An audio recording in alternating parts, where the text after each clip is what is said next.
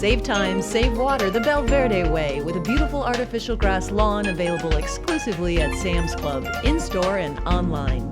Artificial grass installation is really easy to do. Simple forms and tips are available online at belleverde.com. BELLE VERDE artificial turf is made in Dalton, Georgia, right here in the USA, exclusively for Sam's Club members.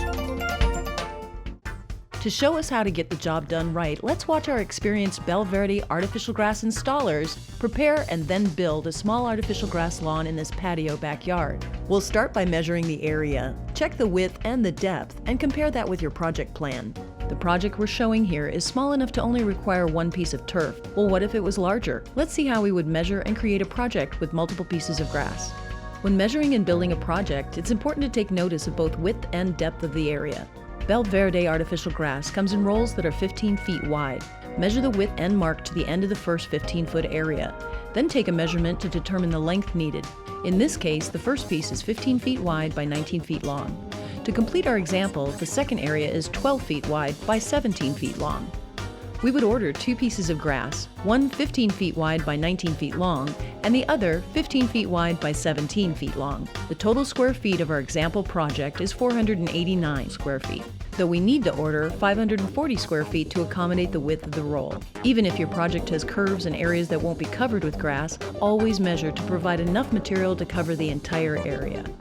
To prepare your project area, you'll remove all the sod and seeded lawn grasses, root systems, and amended soils. Rent a dump trailer or a waste container to haul debris away. Using a flathead shovel, scrape down under-sod lawn areas until you reach native compact soil. You can leave irrigation and lighting intact, or simply cut and cap the main line and remove and cap sprinkler heads in the project area. If drains exist, you'll want to make sure that the head rests below the fabric layer of your project. Simply trim off part of the pipe and return the vented cap. Clean up after the site prep to remove organic materials from concrete and any loose bark or other elements that interfere with installation. Remeasure the width and depth of the prepped area. This can help you determine how much weed barrier fabric to cut and install as well. Roll out, measure and cut construction-grade weed barrier fabric. Bring it into the project site, spread and stretch it over the project area, providing 4 to 6 inches of overlap on seams and outside of the area where you're going to be installing your base materials. Using jute staples or spikes, tack the fabrics down every 6 inches, close to any hard edge. Bring in your first load of materials and dump towards the back corner, farthest from where you enter the site. Bring in each and every other load and dump it to the side of the last pile. Using the back of a hard garden rake or a flat side of a landscape rake, smooth the first pile into the desired height and then feather in the next load until the entire area is covered and smooth to desired height and shape. Then lightly mist the area to make the surface slightly damp. Compact the main area using a water-filled landscape roller or, as we are doing here, a gas-powered vibrating plate compactor. Walk the compactor around the outside edge of the installation and slowly work your way into the inside center. Using a hand tamper, tamp around the entire outside edge, paying attention to areas along the hard edge, like patios and walkways. Notice that we folded the extra weed fabric over the newly installed and compacted base. The extra fabric folded over will help keep the edge of the project free of debris over time. Your artificial grass is shipped in rolls covered in protective wrap that needs to be removed. Unroll the grass on a flat, clean, and dry surface with the green blade side up. All artificial grass has a grain, and that should be pointing towards the edge where you just started unrolling the grass. Often in shipping, the artificial grasses might become wrinkled, or as they do here, the surface appears to have several buckles. Laying the grasses out flat in full sun will help relax the blades and backing, returning them to their original shape. If you'll be seaming multiple pieces of grass together, you'll want to prep the edge of the grasses first. Simply remove the extra fabric we call selvage on each edge of the turf by cutting off the first row of blades. It's easier to move the grass if you roll it back up on the shipping tube and carry it into the job site to lay the turf down. Remembering to lay the grass down with the grain pointing towards the patio for this project, make any adjustments by gently pulling the grass and give it a gentle tug to remove any wrinkles. There's never any need to stretch the grasses as you would carpet. The project we've been building uses a single piece of turf. Well, what if you needed to seam 2 or more pieces together for your project? Let's take a look at 2 different seaming options. You'll lay out the first piece of grass and then smooth it into place. Then lay down the second piece of grass and adjust them to fit the area.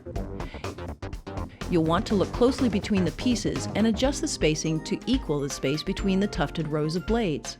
For nailing a seam with seam spikes, roll the turf back at each edge and bring the seam fabric in, tack it in place using a seam spike, and then roll it out and cut the length as needed. Your first seam option is to use 6-inch seaming spikes, which you will want to add along the seam every 4 or so inches by tapping them in diagonally on either side. You can also use artificial grass seam glue instead of seaming spikes, applying the glue down the center of the seaming material and spreading it with a V-notch trowel, covering the seaming fabric end to end. Then, take one edge at a time and roll the edge over the seaming fabric and pat it down over the glue, and then fluff up the blades to check your seam. To make sure the edges of the seam won't curl up over time, add seam spikes to each end of the seam on both sides.